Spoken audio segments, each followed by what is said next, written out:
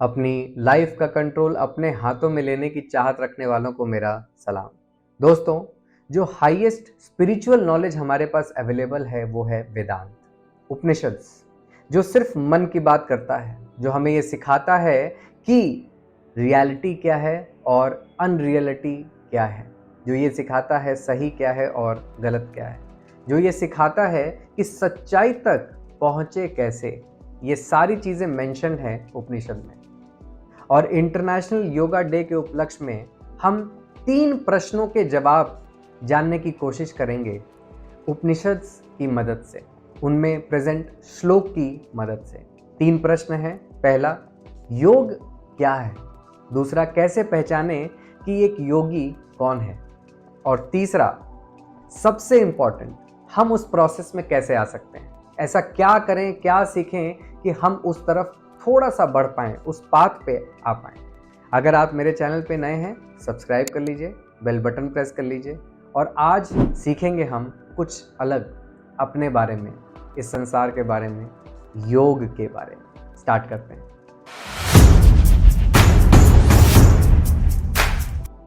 Welcome back. सो दोस्तों, सबसे पहला श्लोक जो हमें ये बताएगा कि योग है क्या, वो है ओम पूर्णमिदः पूर्णमिदं पूर्णात् पूर्णमुदच्यते पूर्णस्य पूर्णमादाय पूर्णमेवावशिष्यते। इस श्लोक को मैं बहुत ही समराइज्ड फॉर्म में आपको समझाऊंगा। वो यानी कि दैट इज कंप्लीट, वो कंप्लीट है, वो किसी पे डिपेंडेंट नहीं। वो का मतलब यूनिवर्स से हो सकता है, ब्रह्मांड से हो सकता है। तो वो कंप्लीट है, वो किसी पे डिपेंडेंट नहीं, वो कहीं से भी इनकम्प्लीट नहीं। सो दैट इज कंप्लीट, वो पूर्ण है। उस कंप्लीट से मैं निकला हूं, तो मैं भी कंप्लीट हूं, और निकलने के बाद वो अभी भी कंप्लीट है। I am complete, that is complete. और अगर दिस मतलब this is complete, that is complete, और अगर दिस को दैट के साथ मिला दिया जाए तो भी दिस विल रिमेन कंप्लीट और दैट विल रिमेन कंप्लीट। यानी कि दिस भी कंप्लीट रहेगा, यह भी कंप्लीट रहेगा और वह भी कंप्लीट रहेगा। कहने का मतलब ये है कि दो है ही नहीं, सब एक है। जितने भी हम अलग अलग चीजें देख रही हैं, अच्छा बुरा सही गलत तुम और मैं, ये सब एक फॉल्स मिथ्स हैं उपनिषद के हिसाब से। हम डुअलिटी को एक्सपीरियंस करने आए हैं इस फिजिकल वर्ल्ड में, और यहाँ हम सीख रहे हैं कि किस तरह से हम इससे ऊपर उठें। तब हमें समझ में आएगा कि कंप्लीट, पूर्ण है हम, we are one, there is no two. और यही योग है। योग का मतलब वन, वननेस, दैट इज योग। सो द योग सिग्निफाइज, योग ये बताता है आप और वो अलग नहीं है।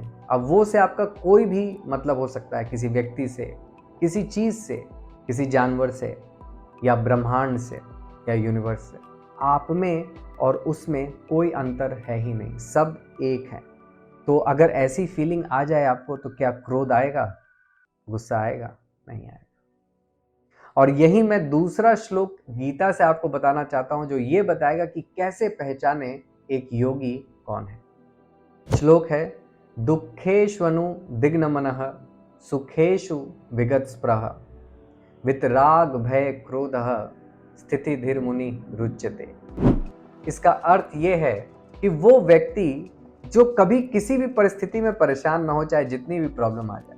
वो व्यक्ति जो सुख के लिए, प्लेजर के लिए क्रेव ना करे, जिसके लिए सुख और दुख बराबर हो, समान हो, कोई फर्क ना पड़े, जो फ्री हो अटैचमेंट से, फियर से, एंगर से, वही एक योगी है, वही एक सिद्ध पुरुष है।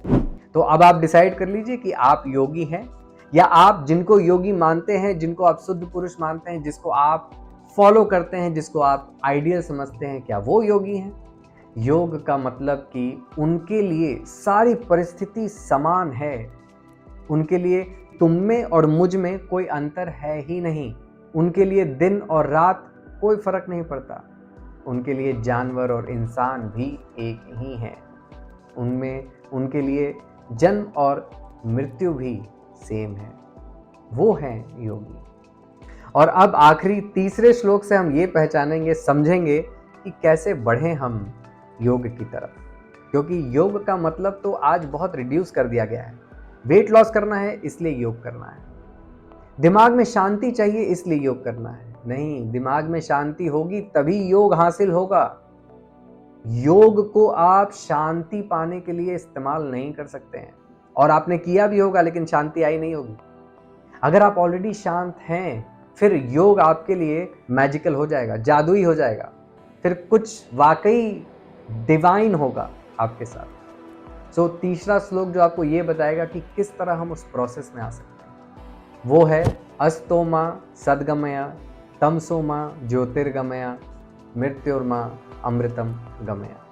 मतलब कि अस्तोमा सद्गमया, अस्तोमा मतलब from unreality to reality. Unreality का मतलब डुअलिटी, जो हम देख रहे हैं ये सब अनरियल है, कोई भी सच्चाई नहीं है इसमें। और रियलिटी क्या है? आत्मा। और ये मेंशन कहाँ है? ये अगेन उपनिषद में मेंशन है, ये आत्मा सत्यम तदन्यत सर्वथा मिथ्या, मतलब कि आत्मा ही सत्य है, इसके अलावा सब मिथ्या है। सो जब हम इसको जानने के प्रोसेस में आएंगे तो शायद हम उस पाथ पे चल रहे हैं, फ्रॉम अनरियलिटी टू रियलिटी। तमसोमा ज्योतिर्गमया, तमसोमा मतलब फ्रॉम डार्कनेस टू लाइट, ज्योतिर्गमया। एंड डार्कनेस किस चीज को रिप्रेजेंट करता है? इग्नोरेंस को, डिनाइल को, अविद्या को रिप्रेजेंट करता है। तो जब हम डिनाइल से बाहर आएंगे, जब हम इग्नोरेंस से बाहर आएंगे कि ये सब रियल है, हम अमर हैं, हम कभी मरेंगे नहीं, हमसे अच्छा कोई नहीं है, सब गलत है, मैं सही हूँ, मुझे गुस्सा आता है तो वो जस्टिफाइड है। तो इस डार्कनेस से जब आप निकल के बाहर जाएंगे लाइट की तरफ, और वो कैसे होगा? सेल्फ ग्रोथ से होगा। जब आप अपने आप को समझने लग जाएंगे, जब आप अपने आप को पढ़ने लग जाएंगे, जब आपके अंदर ये भावना आएगी कि सब तो एक ही हैं, फिर मुझे क्यों अलग लगता है, मुझे क्यों सामने वाले में खराबी नजर आती है और मुझ में नहीं आती है, मुझे क्यों हर बार लगता है कि मैं ही सही सामने वाला गलत हूँ। जब तक ऐसे प्रश्न आप अपने आप से नहीं पूछेंगे तब तक डिनाइल में ही रह जाएंगे, बाहर निकलना बड़ा मुश्किल सा हो जाएगा।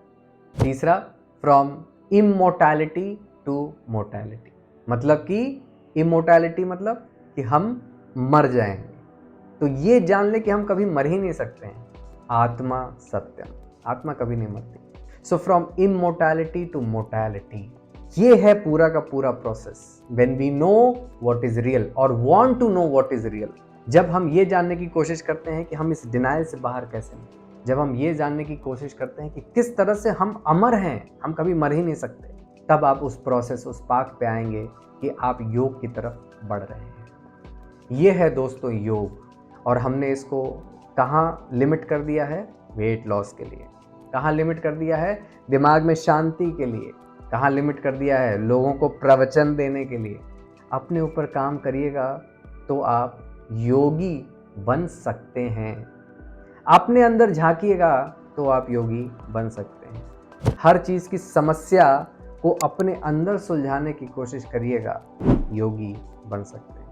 बहुत बहुत धन्यवाद आपका आज का ये एपिसोड देखने का। मुझे उम्मीद है कि आपको समझ में आया होगा कि मैं क्या समझाना चाह रहा हूँ। ये सारे श्लोक्स जो हैं उपनिषद में हैं और आप इनको पढ़ सकते हैं। बहुत फेमस श्लोक्स हैं, ये बहुत पावरफुल श्लोक हैं, और आपने जो मैंने बताया है ये आपने बहुत से पूजा पाठ हवन वगैरह में सुना भी होगा। सो देखते रहिए हमारा channel. This is Kapil Kanodia signing off.